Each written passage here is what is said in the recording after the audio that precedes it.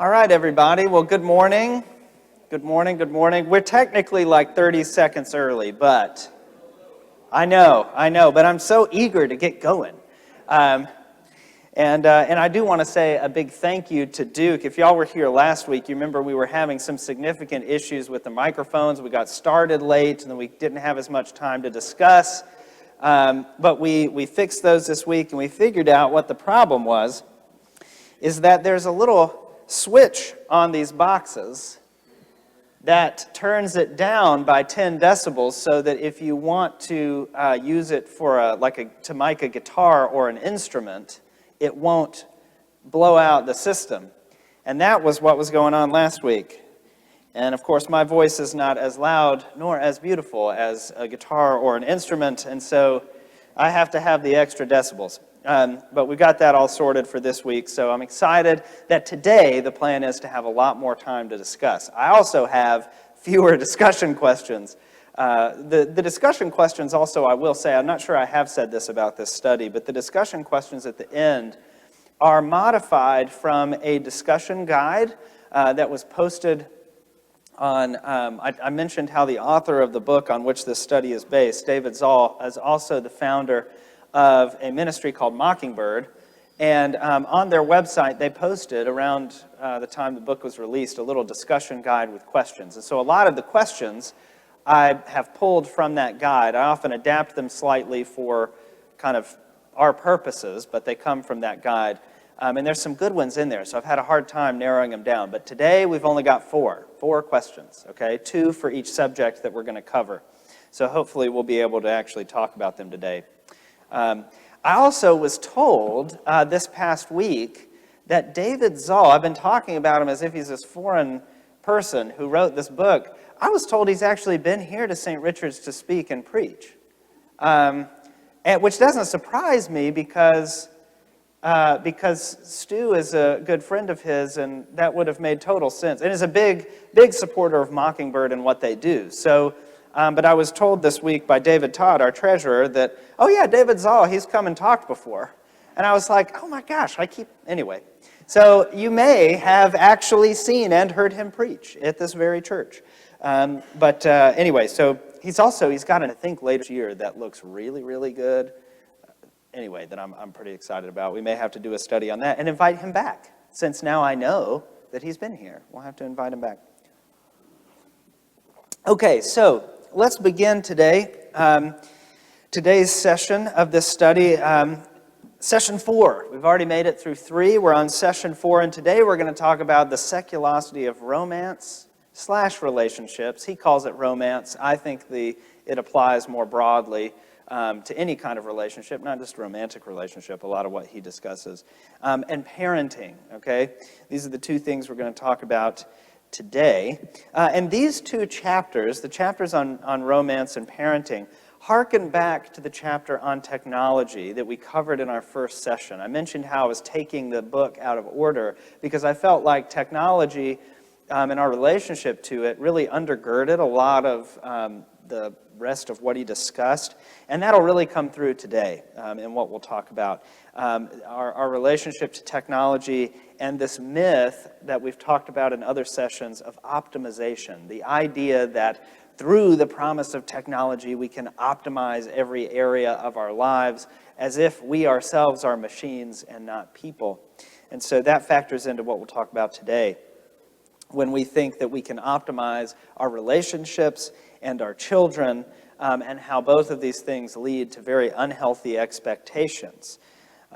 When we try to engineer the most important people in our lives, believing that with the right tools or the right approach, we can find the right person, or we can raise our children right, and it'll all be okay. You know, we all know that's exactly how it works, doesn't it? Right? It works exactly like that.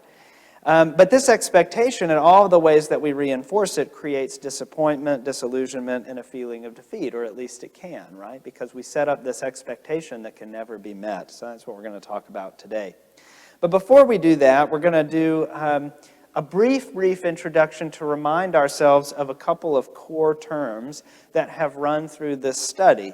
The first being the title of the study, Seculosity, performancism being the second term, and enoughness being the third term. These are three terms that the author of the book on which this study is based, not only did he come up with these words himself, but they factor in every single chapter of the book, okay? So seculosity, we've talked about, is David Zoll's term for religiosity that is directed horizontally rather than vertically, at earthly rather than heavenly objects. And Annie actually had a good insight just now before we got started this morning, which is that this really is just another way of talking about how we can turn lives into idols, right? We can turn them into idols that we seek to find our sense of transcendence, our sense of fulfillment, our sense of purpose from. So that's another way of really saying this same thing. David Zoll's word for modern-day idol worship is seculosity, okay? Religiosity that is pointed out horizontally rather than vertically, okay? So that's seculosity. Performancism is the next word we need to remember about. And performancism is the assumption, he says, usually unspoken, that there is no distinction between what we do and who we are.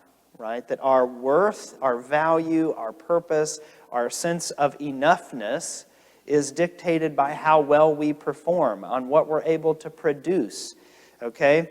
And that really just tags into enoughness, which is the third term, which is pretty self-explanatory, right? It's the things that we look for our self-justification and satisfaction to prove that we are enough. Now, performancism turns life into a competition to be won or a problem to be solved, as opposed to, say, a series of moments to be experienced or adventures to be relished. He says that on page 8 of the book, and that certainly comes into play when we talk about relationships, because the idea of performancism gets us in the mind of scorekeeping, and that, as we all know, doesn't go too well in relationships of any kind, but certainly romantic ones. And so we will talk about that here in a second. Okay, so those are our terms that we need to remember, okay? Seculosity, performancism, and enoughness. Oh, man, and once again, talking about performancism, I don't know why my iPad every week decides that this class is the moment to give me my screen report for the week. And it pops up here while I'm giving this presentation every Sunday at 9:23, I guess.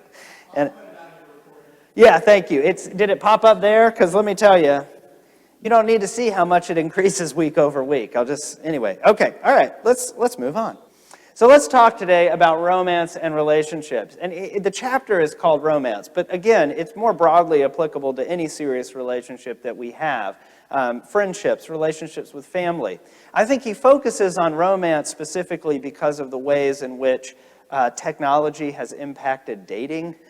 And as he talks a lot about that, the ways that the pool of potential mates and candidates for dating has, in theory, expanded from whoever's kind of in your orbit to basically anybody, right? I mean, the internet's kind of made it to where you could technically, find anybody in the world. And so it creates a different level of anxiety about certain things. And so he talks about romance, but again, much of what we'll talk about today is broadly applicable to any serious relationship that we have. And so I put /relationships under there. That was me. Okay. Now I will tell you as well, this slide, last week I kind of distilled things down and did like 3 points for each topic.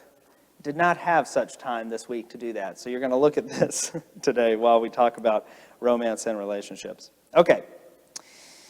So let's talk about this. Increasingly, romance is not just viewed as finding a good match, like a suitable match to spend your life with. But actually, romance is viewed in terms of finding ultimate fulfillment. And certainly in terms of finding ultimate transcendence. And if you turn on any top 40 radio station and you listen to any kind of what would maybe pass as a love song today, they're often about being out dancing the night away, but they all talk about achieving some sense of transcendence. And the language that's used is kind of eschatological, which is a fancy seminary word for meaning talking about the end of days. Okay? But this idea that moments could last forever, that being with this person, even just this one night, like the world could end tomorrow, it's this kind of like, this is what you're looking for, right? Is finding transcendence on the dance floor or whatever. And it creates a lot of anxiety to find the right person. So relationships, of course, can be and are the sources of a lot of objectively good things, okay? Like everything we've talked about in this study, relationships are not bad. Romance, not bad. Objectively, they're both good. But Zoll's point is that they cannot meet the demands that modern culture has begun to place on them. And he refers to a cultural anthropologist named Ernest Becker, who wrote a book, I mistyped this and said in 1873. It came out in 1973. But he wrote a book in 1973 called The Denial of Death, okay? And David Zoll, in his typical tongue-in-cheek way, says, it's as upbeat as you'd imagine, The Denial of Death, the book, okay? But in this book, Ernest Becker prophesies that the wedding industry will grow explosively in the decades ahead. And the reason that he prophesied this, I think correctly, was, he says, to fill the void left by capital R religion. And he argues that we turn first and foremost to romance to fill the void, because, quote, the love partner becomes the divine ideal within which to fulfill one's entire life. All spiritual and moral needs now become focused on one individual. And this easily leads to the kind of performancism that David Zoll has outlined in other chapters in which we talked about earlier, right? If you have that level of expectation placed on your spouse, I don't know how anybody could live up to that, okay? So we'll talk about a couple of ways that this plays out in our relationships. And the first thing I want to talk about today is scorekeeping, which, as we already discussed, is always related to performancism. Because how do you know whether or not you are performing and can be defined by your success if you are not keeping score somehow, right? You have to have some metric by which you can measure how those things are going.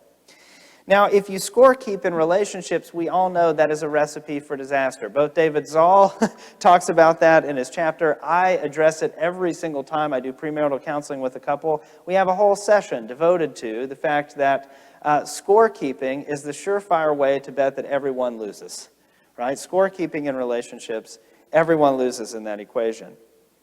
Now, it doesn't mean, and I always draw a distinction, it doesn't mean that we shouldn't take notes. Okay, it doesn't mean that we shouldn't take notes in our relationships, because it's important to realize when someone has hurt you or harmed you or injured you, especially if they didn't mean to, right? And it's also important to know when you have hurt or harmed your partner, especially when you didn't mean to, right? And to be able to communicate about those things. But that's very, very different than scorekeeping. Because scorekeeping weaponizes those notes and deploys them strategically for gain, right? And I know none of us in this room are guilty of ever having done that in our relationships, right? I certainly am not. I've never weaponized any of that. But we do, and it's a natural tendency, I think. Because what we want to do is, even when we do good things, sometimes we keep score in this way, right? Like we think to ourselves, oh, well, see, I did the dishes and I wasn't even asked, and so later on, I can delicately remind my spouse that I did this. Right? This is also a way that we score keep, but it itself can also undermine the very foundations of a strong relationship. David Zoll writes, he says, the second that we harness our good deeds for credit is the second that they become less good. Because all of a sudden, a price tag is dangling off of what is supposed to be a gift. Okay? And I love the way that he puts that, right? To do a good deed for, and not just your spouse or someone you're in a romantic relationship with, but also friendships work the same way, right? If you do a good deed to someone in love, but you're doing it specifically for the transactional nature that they will do a good deed back to you, it undermines the very reason of doing it. It puts a price tag on something that should be a gift, right? And it changes the whole terms of the arrangement. Now, this kind of approach to relationships is the logic of conditionality, right? If this, then this. And the language and logic of conditionality is devoid of a pretty important concept, which is grace, right? Grace. Grace is always absent conditional relationships. It's why we talk so much about God's love for us being unconditional, which, spoiler alert, is where we're going to end up at the end of this chapter. Okay, but that kind of scorekeeping is devoid of grace. It's devoid of grace. And grace is obviously absolutely necessary in every relationship that we have, because every single relationship that we have, romantic or otherwise, will ultimately disappoint us and not fulfill us ultimately in this way, right? David Zoll puts it this way. He says that sustaining love, the kind of love that won't vanish, but that flourishes in the midst of vulnerability and setbacks, cannot find oxygen until performancism has run its course, right? Healthy relationships can't breathe and sustain themselves until you kind of rid yourself of this performance-based way of engaging with the other person.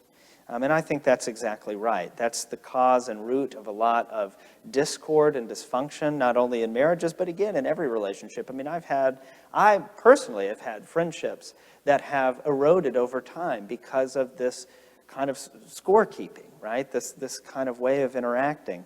And that just ultimately is not a resilient way of engaging with someone else over the long term. Okay, so that's the first thing that he points out, is talks about scorekeeping and how it impacts relationships. The second thing that factors very heavily into this chapter is what he calls the soulmate myth. The soulmate myth, the myth of a soulmate. And we are primed, I think, for this scorekeeping approach to our relationships because we are fed from our earliest days a narrative, a very potent narrative, that David Zoll calls the soulmate myth, and it sets us up for lots of anxiety and disappointment. And the narrative, I almost don't even need to define for you, right? It's sort of self-explanatory. The idea that there is one person out there, one right person for you, and the key and the search is to find that one right person, and if you do, it's every Disney movie, right? That's what will happen. It's every Nicholas Sparks book. It's every rom-com. That's what you're looking for, is that soulmate, that person you have that abiding and deep connection with, the one person. That's hard to do, right? That's hard to, one, find, two, to live up to. And it makes your whole life this chief quest to find that one person. And you don't want to find the wrong person, right? That's the inverse of that. So I think the myth of the soulmate lies at the root of basically, again, every love story, every drama, and it's fueled in society these days, as I mentioned at the beginning, by technology that promises to make it even easier to find someone in your life. Dating apps, for instance, right? And those are not bad things. I actually have one of my best friends. They met each other because he was in seminary at Sewanee, and I'm going to tell you, the dating pool up there is very small. It's a very, very small pool. And so he was this single guy up there in seminary, and what do you do? Well, he got on eHarmony and managed to match with somebody who is teaching chemistry, biochem at UT Chattanooga, 45 minutes down the plateau. And turns out they're married, now have 2 beautiful children. Okay, so they do work, okay? I'm not saying they're bad, but what the internet does do is it can fuel this anxiety because it makes us think, well, in theory, right, I have every tool that I could ever need. I'm connected to every other single person in the world. And so surely I should be able to find the one, right? I should be able to find the one. David Zoll actually notes that the most popular New York Times article of 2016, And there was obviously nothing happening in the year 2016, right? There was no discord in our life. There was everything was so hunky-dory in 2016, right? But he notes that the most popular article in the New York Times, the most circulated paper in the United States of America, the most popular article that year, had nothing to do with election coverage. It was actually an article by the philosopher Alan de Botton entitled, "Why You Will Marry the Wrong Person." That was the most popular article. Not why you might, but why you will marry the wrong person. And the basic thesis of the article is that this idea that we will find the one right person is just not right. It's not correct. And we set ourselves up for failure when we assume that. Oops.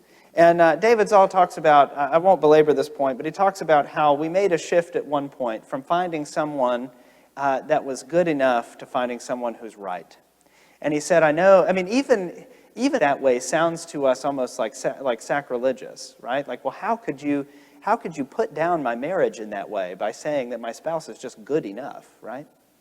But that's not how we should think about that at all, right? That compatibility, this is, I think, one of the most, there's a lot in this chapter that I think David Zoll puts really, really eloquently and very well, but he writes later on in the chapter about how compatibility is actually something that is one. It's the result of and the fruit of a relationship, not the precondition of a relationship. And I think that's absolutely right. It's absolutely right. Anyway, okay. So as I said, the internet makes this hard. We'll skip ahead because I definitely want to get to discussion at the end, so I want to be mindful of our time. So, okay, again, what does love look like then? What do we do about this? Well, grace, as I have already said, is absolutely necessary for any relationship to flourish. And so we have to be mindful of any of the ways that we are crowding grace out from our relationships that we have, whether that's with a spouse, a romantic partner, or just a really deep and abiding. If we're keeping score, if we're going tit for tat, there is no room for grace in there, right? So we have to leave room for grace. And Zoll points out that in the life of a romantic relationship especially, but again, I think this applies as well to friendships, in the life of a relationship, similarities, the things that we have in common, are often taken for granted. They're just sort of seen as the baseline. But where you get bogged down, he writes, and where you live most of the time is actually not in your similarities, but in your differences, right? In the places where you differ. You can be on the same page about 95% of things in life. But the place where you're going to live most of the time is in the friction of that 5%, right? You don't have to tell on yourself by being like, yeah, that's... But I know that to be true. It's been true in my own marriage. Carly and I are celebrating our 10th wedding anniversary this summer. We started dating in high school. Let me tell you, you change a lot between the ages of 17 and 22 when we got married, and you change even more between 22 and 32. And what I've learned above anything else, and we haven't had an easy road, although everybody always says, when we say we met in high school, they're like, oh. That's always the first response, like, oh, that's so sweet. It's like, no, that is rough. That is rough because you are not the same person when no one is ever the same person throughout their whole life. But again, there's a lot of life lived in those short years, right? So we get married, and I will tell you the most fundamental truth about being married to someone that I've learned is that you never marry someone only one time. I tell this to every couple in premarital counseling. You never get married one time. You will get married who knows how many other times, even if you've only had one wedding ceremony, right? But as you change and grow, as each of you changes and grows in different stages of life, you will have to meet each other again as if for the first time. And that relationship will look totally different at 32 as it does at 42, 52, 62, and on up, right? Because we are not static people. We're not machines. And you can't over-engineer us as much as we try. And so, anyway, we have to leave room for grace, right? We have to leave room for grace in our relationships. Relationships require vulnerability. They require openness. And that can only happen when grace is present. And as I said, we need to remember that compatibility is an achievement of love, not a precondition of love. Anyway, it is a process, right? It is a process. So he says, and this is where I'll end this part of our conversation today, he says, to break things down into theological language, which he says is ultimately the language of love, the law commands that we love perfectly. The gospel announced that we are perfectly loved. I'll say that again. The law commands that we love perfectly, but the gospel announces that we are perfectly loved. Or to put it more colloquially, the soulmate myth commands that we be perfectly loved, but grace announces that we already are. And I think that's kind of the starting place for us as Christians, right? Is that we already know we are perfectly loved. Therefore, we don't have to put that much pressure on our spouse, partner, friends, whatever. We don't have to put that much pressure on the relationships around us that they'll never be able to deliver on because we know that we are already perfectly loved. Okay, so that's romance in relationships. Let's hop on over to its sister conversation, parenting, which is something I'm feeling rather acutely in my own life at present, okay? So a lot of this chapter on parenting, which I was just sitting there reading, I mean, again, I've read this book before, but now that I've had a baby, and I'm like, all my friends are having babies, we're all just having babies, and everybody is talking about how you should raise your child and shouldn't raise your child, and what do they do, and there's all this judgment around everything. Man, reading this chapter now, I was just like, whew, yeah, I feel it. I mean, because there is so much pressure around doing it right and getting it right. And of course, getting it right, like when my parents come to visit, my mom's always like, well, we did that with you, about something. And I'm always like, yeah, now the pediatrician says it'll apparently kill us all, okay?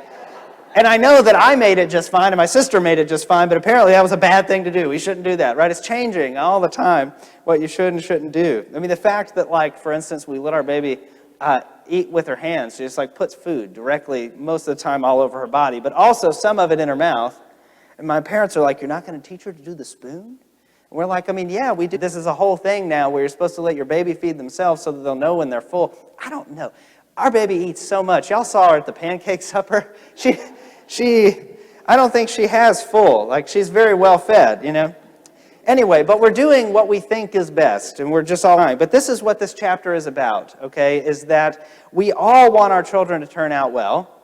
And so there is a tendency, because that anxiety is very high, very, very high. And I know, all of the ways that you messed up in life, and I know all the ways that I messed up in life. And so you think, man, if I could just do something different to prevent that from happening, I'll do it. And so we try to over-engineer our children, okay? A lot of anxiety wrapped up in that. Well, if you do, and performanceism, by the way, is all over it. It's all over it, okay?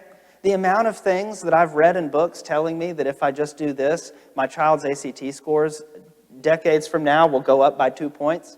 It's all sorts of stuff. We'd have her listening to headphones with all sorts of music.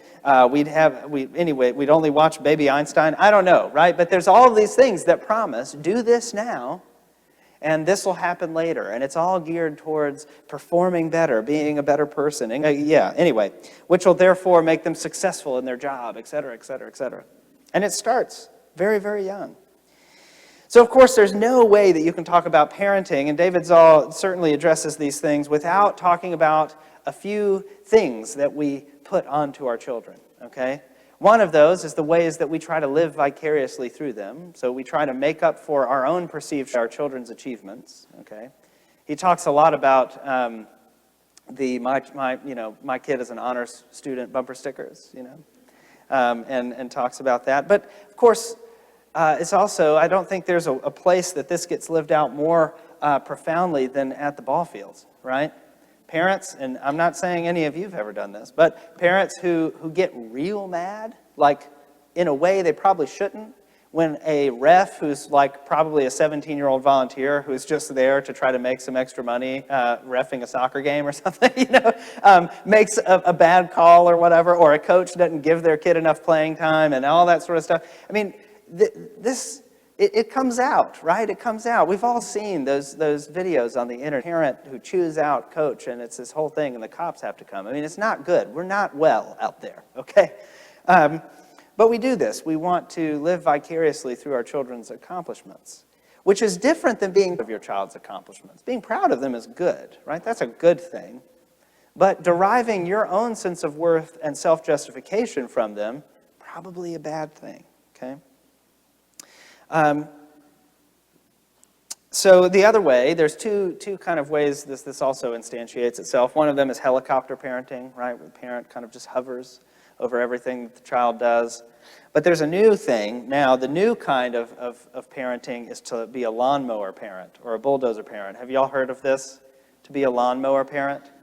Okay, so if a helicopter parent hovers and tries to kind of be overprotective or over whatever that way, a lawnmower parent, it just ditches the whole being in the air thing altogether and just mows down everything in front of the child, right? So that way, everything is, the path is made straight and the way is made easier, right?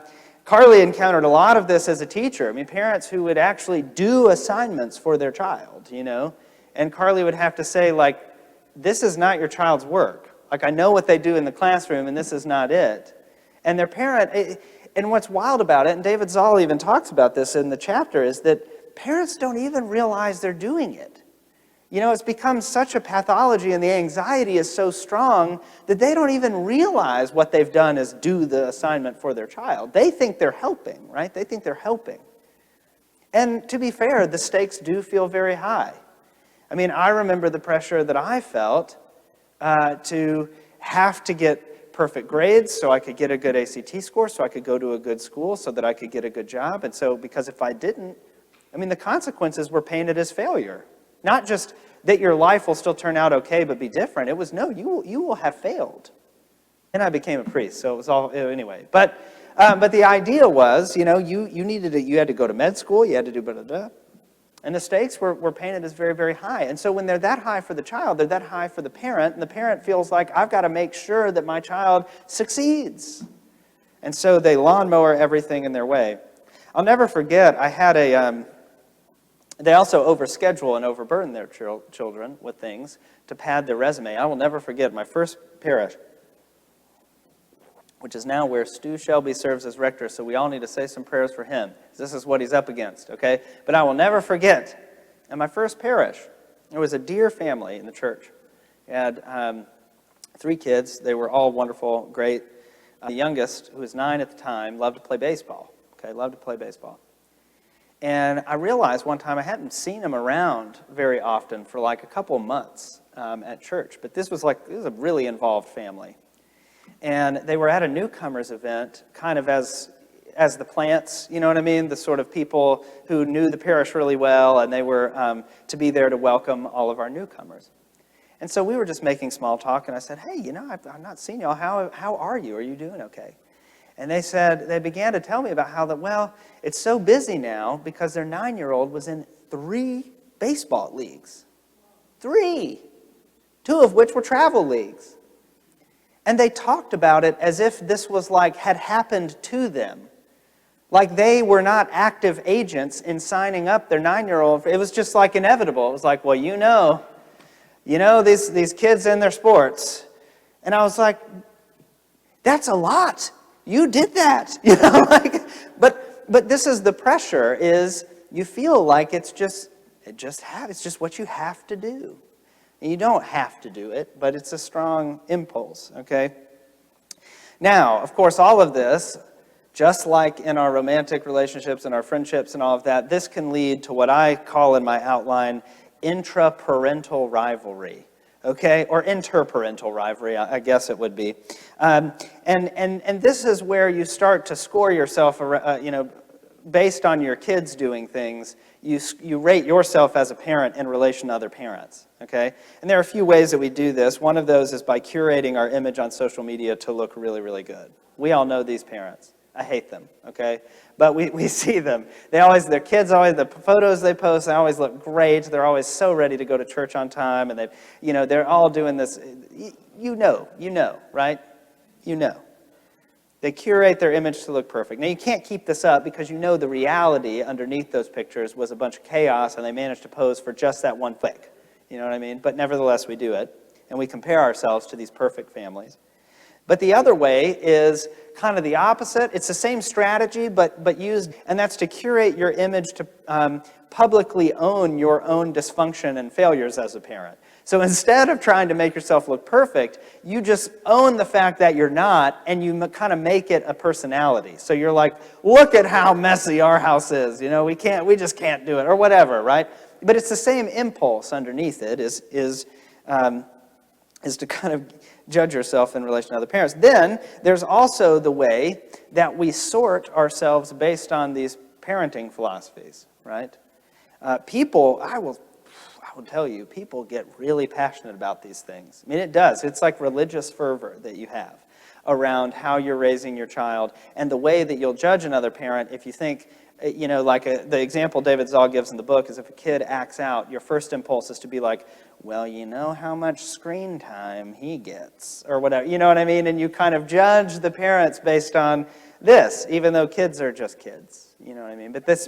But you adhere to your parenting philosophy, and all other parents are not just misguided, but wrong, and their kid's going to pay the price, right? But thank God your child is being reared in the right way, you know? Because they certainly won't have anything go wrong with them, you know? But it does. It gets really fierce. I mean, Carly was very shocked, for instance, at I mean, it's kind of venomous, actually, the discussion around breastfeeding a child. I don't know if y'all have been on any Facebook mom groups, but that is heated stuff. Oh, you're giving your baby formula, right? Yeah, because I'm feeding my child or whatever, right? Like, Carly we've been very blessed that we've been able to breastfeed Cecily, but like, it gets really, really heated, like really heated, and very judgmental around stuff like that. And it's just like, wow, okay, a little grace here. But of course, all of these things, and probably why we are so literally religious about them, is because they give us the illusion of control, right? A child is chaotic. There's no other way to put it. Every bit of a child is chaotic. The way they enter the world, chaotic. You don't really get to choose. Could be really difficult, could be very easy, and even if it is really easy, turns out it's still really difficult because having a child is just a difficult thing to do, biologically speaking. Then you can't control, is that child going to cry all the time? Are they going to be happy? Are they going to be prone to ear infections or whatever? You don't know. You don't get to choose that. They are utter chaos, and they just continue to be that their whole lives, right? Yes. I was about to say, really? This is good news for me. I needed to know that. But they because they're people, right? They're not little robots that we can control. But we want to, and so it's an illusion of control if we just follow the book, if we do the right things, if we, but it doesn't work that way, right? And so, David Zoll ends this chapter on parenting with actually the problem being the solution. He talks about how, so if the issue is trying to raise your kid, the solution is trying to raise your kid, which is to say that kids are chaotic. And they, if you let them, will bust up your notions of control, they'll bust up your notions of success, all of that sort of stuff. And you need to let them do it. Because that's where the grace will be, is if you can meet them there in the way that they are and love them for it. And so, in a way, it's the exact same solution as we found in the seculosity of relationships, which is grace. We need grace, okay, to acknowledge that our children are people and not robots, and they too desire to be known in their fullness and not engineered to overcome our own insecurities. Now, I'll report back in a few years to tell you if I'm managing to do that myself. Probably not, okay? But Zoll ends this chapter with this quote. He says, "Grace bursts the boundaries of our every careful philosophy, pronouncing the freedom to play, to serve, to love, to laugh, to cry, to wait, to work, to be a child, and yes, even to have one." And so grace is kind of the way. All right, so now that we've talked about that, the way that grace instantiates itself, or should at least, in how we combat seculosity in our relationships, and in, parenting is just a relationship. It's just a relationship you have with your children, right? So how grace comes into those two things. Here are some questions for reflection. So these two questions. Have you ever encountered a love story, real or fictional, that didn't involve the soulmate myth? Okay, because I couldn't think of one, actually. How did that story understand romantic love? That's question one. Question two is to reflect on a time that you were loved, even in your weakness. And how was that love different from what you received in the context of being loved in your strength and success? Okay? So let's take 7-ish minutes and discuss both of those at our tables, and then we'll move on to the next two questions about parenting.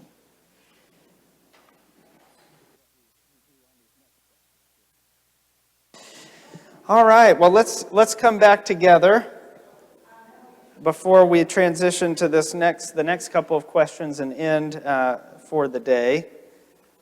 But did anybody come up with a love story that didn't involve the soulmate myth? This was one I couldn't think of. Did anybody have one that did not involve the soulmate myth? That first question? I'd just love to know if one was out there. Huh? That did not involve the soulmate myth? Or do we still not have one? Oh.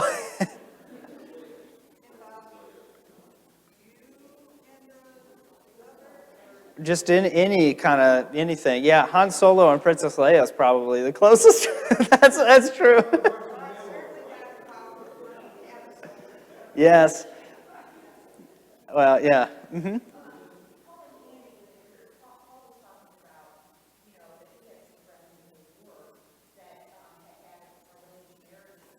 Well, see, this was kind of what I was thinking about too. Is like Zoll doesn't really address that at all, but this is operating from a very Western, modern sort of framework and context, right? Where we sort of have a lot of freedom to choose who we marry, and the goal is to find that right person, is actually not universally a cultural thing, right? I mean, there are still many cultures where that's not the primary aim in marriage. The primary aim in marriage, and it wasn't in the West for a long time either. I mean, not all that long ago, the primary goal was safety, security, the linking of family wealth. Those were really, and if you loved each other, good. But the main reasons were those other kind of things. So that's true. I didn't think about how the assumption under most of this chapter kind of could be. Okay, so let's go to this next slide real quick and spend a few minutes discussing these two. So question one is, who do you regard as a good parent, and what qualities make you identify them that way? And then this question, that Jesus said, unless you change and become like children, you will never enter the kingdom of heaven. This comes from Matthew 18:3. Why do you think that Jesus chose the example of a child as opposed to a parent? This was in the discussion guide, and I was like, ooh, that one's good. That's a good question. So discuss these we'll give about 5 minutes on these, and then come back together and end in prayer, and then get ready to go over to church. So spend some time on these real quick. All right, everybody. We'll bring it back together to conclude for today. I hope y'all had some good discussion at your table. We certainly did, especially about this second question there, about why it would be that Jesus chose the example of children as opposed to parents in this passage. So I think there are a number of reasons there. We talked about everything from childlike wonder and imagination to Jesus's identification, as usual, with the vulnerable, right? And we talked about all day today about vulnerability actually being a crucial piece of any relationship, whether that's a relationship with a spouse, friend, or a child, right? And so I do think that's a piece of this too. So there's a lot there to contemplate, but anyway. Now that's true. Yeah, yes.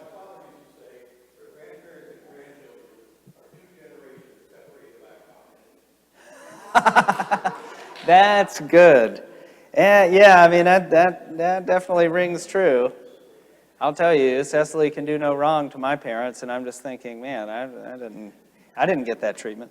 Anyway, but yeah. Well, thank you so much for being here today, for joining me for this session as we talked about relationships, parenting. Next week we'll move on and talk about. Oh no, I think next week we're at 4. I think 5. It's either 5 or 6. We may push this one more week. But one of these, we do get into talking about the seculosity of politics. So that'll be, yeah. So get ready. Be prepared. I thought about cutting it out, but it's a chapter in the book, and I think it's an important one. So we'll talk about this. I can't remember if it's next week or the week after. But thank you for being here today. Let's end in prayer, and then we'll all go to church. So the Lord be with you. Let us pray. Gracious God, I thank you so much for the truth that we are known and loved fully and truly by you. I pray that you would help root us daily in that fact and understanding, that it would allow us not to put the pressure on other people to do that for us or to be that for us, but to remember that we are already loved beyond measure, and that fact would give us room for grace and mercy in our lives. We thank you for all of the relationships in our lives that you bless us with, for the ways that they support and uphold us, for the ways that they help stretch us and challenge us, for the ways that we grow in and through them. We pray that they would continue to mold us and to shape us, and to help us always to be growing closer to you and to love in your example. For it's in your name that we pray. Amen. Thank you.